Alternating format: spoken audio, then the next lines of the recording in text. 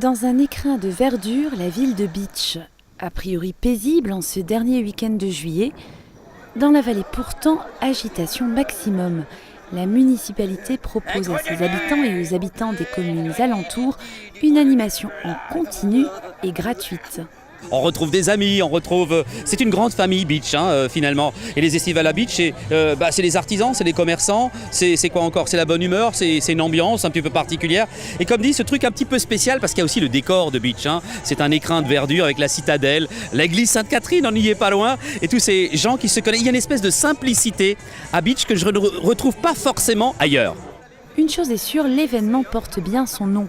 Le soleil est au zénith. Dans l'air flotte un parfum de vacances et l'ambiance est décontractée. Les estivales durent 3 jours, les animations se concentrent dans le centre-ville et attirent les locaux, mais également les voisins allemands. Le festival ici à Bitche est excellent. Mieux je ne peux pas dire. On vient du Land de la Sarre et on est agréablement surpris par cette fête communale ici à Bitche. Le public participe sans se faire prier. Appréciable pour les artistes de rue qui recherchent cette interaction. Ils sont très sympathiques, on s'est vraiment très bien amusé avec mon collègue Mick. Donc la chaleur était bien présente, le soleil aussi. Les gens sont très cool ici. Cerise sur le gâteau pour Rodolphe, l'espace. Au pied de l'église Sainte-Catherine, il s'en donne à cœur joie, adaptant le spectacle au site.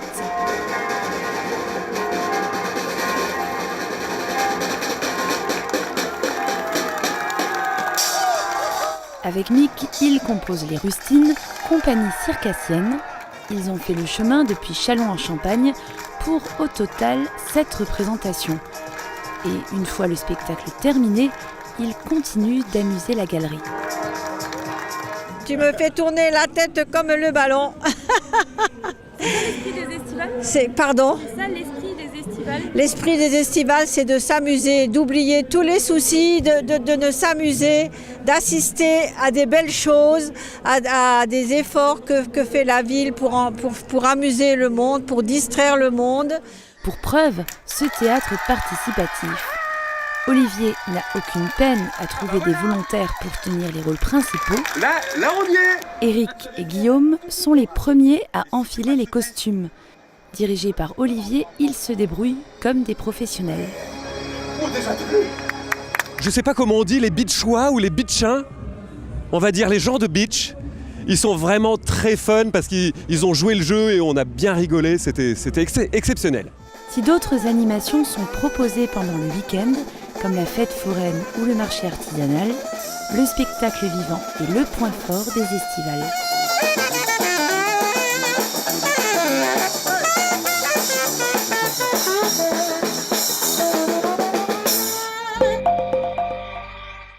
Éclipse de lune. En soi, rien d'extraordinaire. Le soleil, la terre et la lune sont régulièrement alignés. Ce qui est plus rare, c'est de pouvoir l'observer. Cette fois, l'Europe fait partie des chanceux. Et en Moselle, les conditions climatiques sont bonnes. Pas d'orage, juste quelques nuages. Reste à trouver le bon spot. Pierre habite en Bar, il n'a pas hésité à faire une 40aine de kilomètres pour observer le phénomène. Rendez-vous dans un champ de blé sur les hauteurs de Longeville-les-Saint-Avold. Longeville et Saint-Avold est un bon spot tout simplement parce que on est à l'écart de Saint-Avold, on est à l'écart de Forbach, on est à l'écart de Sarreguemines, donc on est à l'écart des grandes villes. On n'est pas embêté par la pollution lumineuse et du coup là on est tous ensemble dans un champ de blé et c'est très agréable en pleine campagne et donc on n'est pas du tout perturbé par les lumières environnantes. Un bon plan qu'on se partage entre copains. Pierre a été invité par le club d'astronomie Longevue, nouvellement créé et avec lequel Sirius travaille déjà. Lunettes et télescopes sont prêts, les astronomes s'impatientent. Ils auront seulement 2 heures pour observer la Lune, de 21h30 à 23h13. En réalité, une éternité.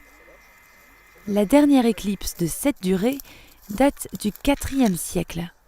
Mais cette fois, nous avons des photos pour immortaliser le phénomène. Les passionnés d'astronomie ont profité des 2 heures pour partager leurs connaissances avec le public présent. À peine une centaine de personnes. L'information n'a circulé que sur les réseaux sociaux et via le bouche à oreille. Mars visible à l'œil nu, Saturne dans une longue vue, l'ISS visible au loin, de quoi se sentir privilégié.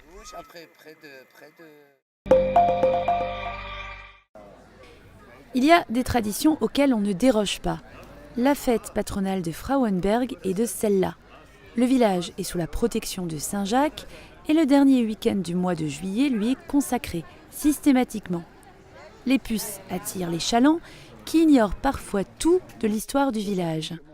Au XVIIIe siècle, les Juifs vivaient à Frauenberg et les marchés étaient de fait très répandus. La musique et la restauration en continu contribuent au succès de la manifestation organisée par l'Interassociation, soit une 50aine de bénévoles. Dernier incontournable de la Jakobsfest, les steaks de porc.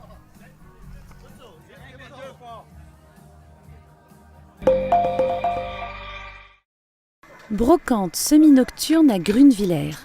270 brocanteurs, la plupart installés en fin de matinée et repartis à la tombée de la nuit exténués par la chaleur.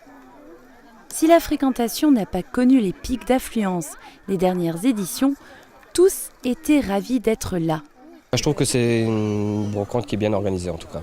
Voilà, c'est l'organisation qui me plaît et c'est une bonne ambiance. Les points forts, c'est qu'il y a beaucoup de monde qui se retrouve toujours ici et qu'il y a beaucoup de passages et puis c'est intéressant en nocturne, semi-nocturne. On trouve toujours des choses qu'on ne trouve pas à la maison. Et c'est juste un petit peu pour ramener un peu plus de bordel à la maison. Bien sûr, à chacun sa technique pour vendre ou pour dénicher.